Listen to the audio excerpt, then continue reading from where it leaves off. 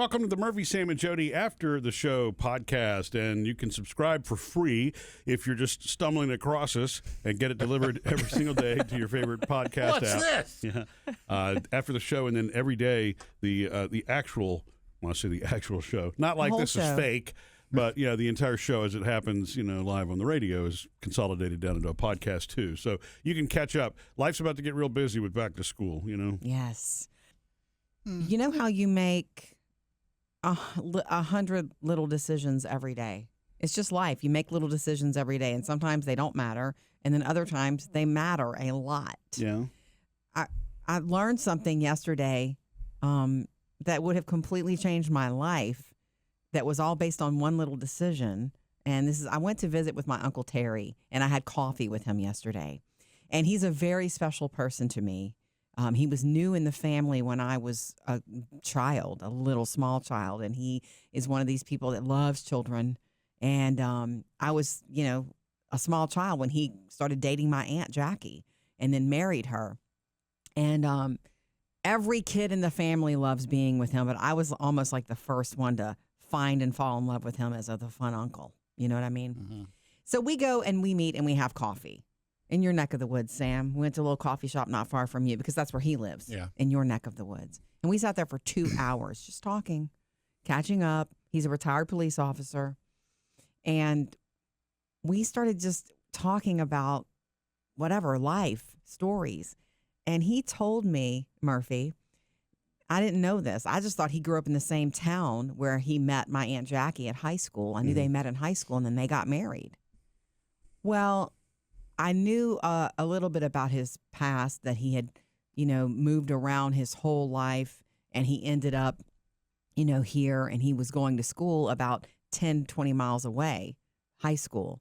And at the end of his junior year, he had the choice that he could go to the high school he was at and graduate with all of his peers, or he could go to this other high school, this small town high school. And he changed schools, and it was his decision to change schools and go his senior year to this small high school where he met my aunt and then married her.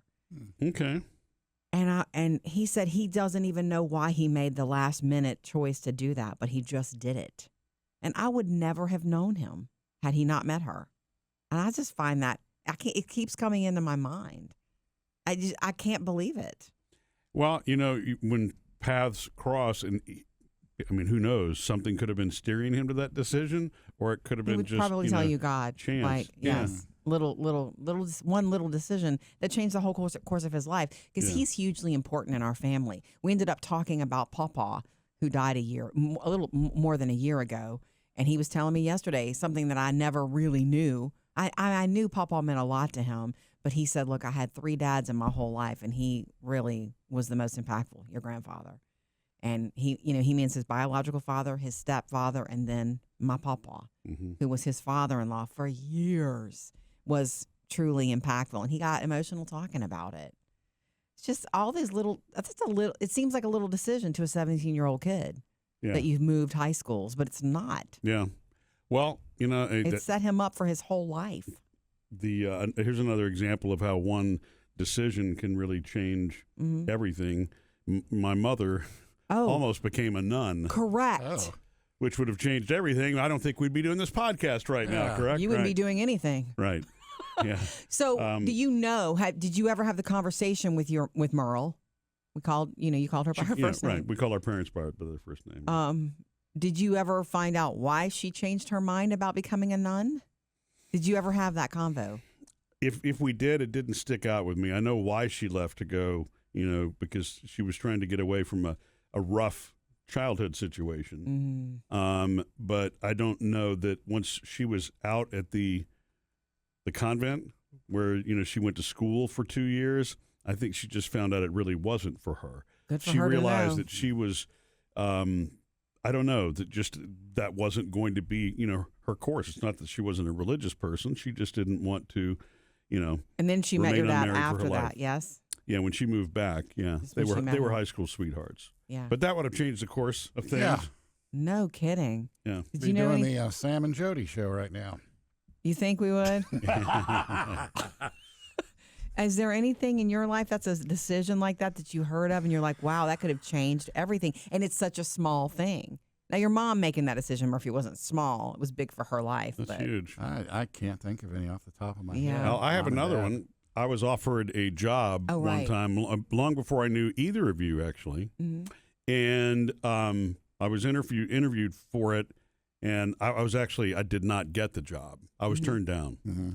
Mhm. But it turned out 3 years later, it was at a radio station, Uh-huh.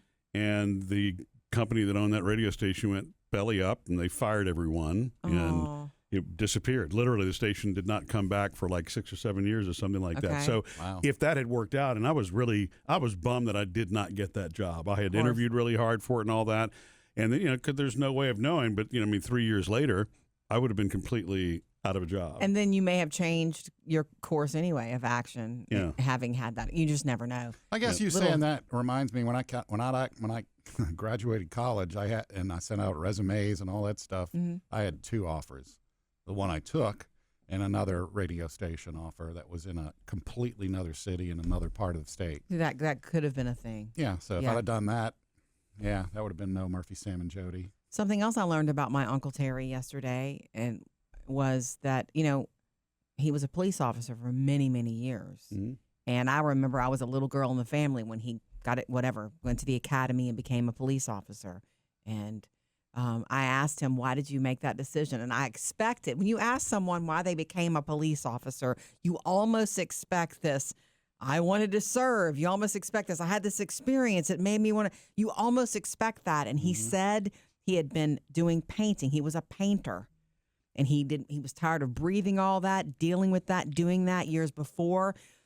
When he was a kid, he cut tobacco, and that was hard work too. And he was tired of doing that kind of work, but he couldn't find work. Times were tough and tight. He was like, I had just met your dad and your family, and I asked them to help me get on at the plant. My dad worked at a plant, and he was like, they weren't hiring, and it was really a good old boy sort of like, if your dad works here, you can work here. But he said he applied for 10 jobs.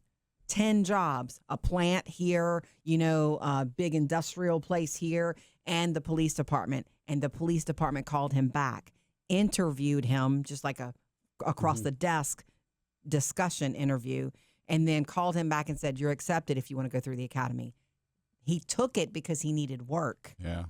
That's not the story I expected to get. And he was a fantastic police officer. Yes, He was a fantastic police officer. Yeah. And, I know that because of the stories that he's told me over his life. You sit down for coffee with him, and this is what I love about him too. Instead of, like, if I tell him, hey, Uncle Terry, I'm having a problem, with Murphy about this. Not that I talk about you like that. Like, I was I just see. saying, Marriage advice. no. Like, let's just From say, Uncle Terry. like, if someone in a family situation. Yes. I Okay, understand. a family situation that I'm talking to him about, he will not come back with, Jodi, this is what you should do, and here's why. He won't do that. He will tell you a story that is similar, Oh, wow. and it's usually from the police department, and it's unforgettable. It's like, hey, I walked into this house one time, and this was happening. A husband and a wife, this was happening, and I got in the middle, and before I could leave, it was happening again. Things like that. He tells stories like that, but it always. He'll tell the story, and then he will finish it with, so you can't get in the middle of that, Jodi. And I do learn. I get a good perspective from him. Mhm. So anyway, I just, it just makes you realize that you make 100 decisions a day. Sometimes it's about what's for dinner, and that's not as impactful. But sometimes if it's about what class to take, where to go to school, what job to take, it can change the course of your life, Yeah. and therefore the course of other people's lives. Yeah. It's the flip side of it also is, regrets over some decisions. Sure. But the truth about that is you make the best decisions that you can at the time with the information that you have. That's why they talk about hindsight being so 2020? Because, despite your best efforts, it was John Lennon that said life is what happens while you're busy making other plans. And it's only that time and that distance that makes you look back and go, wow, that's weird. I could have never predicted this would happen. In fact, a friend of mine who I just saw yesterday. He was a friend of mine in elementary school, well, really through middle school and part of high school, but I haven't seen him in 30 years, literally. And he wanted to, connect, and it was a good visit catching up. As we were leaving, the last thing he said is, he says, it's so funny when I think back to when we were in kindergarten together or in school together, I never pictured you as being the kind of person that would be, doing radio or a radio show or whatever. Media. And I'm like, media in general. And I said, why? He said, I just always thought that you would be a doctor or something. You were such a brain. His perspective of you was that I was a brain, and I was. And you never saw yourself that way, did you? No, I was a good student, but and in my elementary peer group, a lot of people, because I just focused on my work. I mean, that's what I did. I was also very introverted at that age, and but I mean, by the time I got to high school, I realized I've got smarts in different areas, but I'm no genius, and I'm not. There's certain things I'm not going to become a nuclear physicist or anything like that. That's just proof that people see you differently than you see yourself. Exactly, and for sure. And I told him, so I just told him how that changed. I didn't even set out to do this. It was just like you were saying, the little decisions. The whole reason that I'm doing this was a chance encounter with a conversation that I had with somebody who was doing TV weather, because what I was interested in, early in high school was media. But I was about the tech part in TV. I liked the idea of holding a camera and shooting video and putting those videos together and telling stories that way. I had zero interest of being in front of the camera. The tech part was it.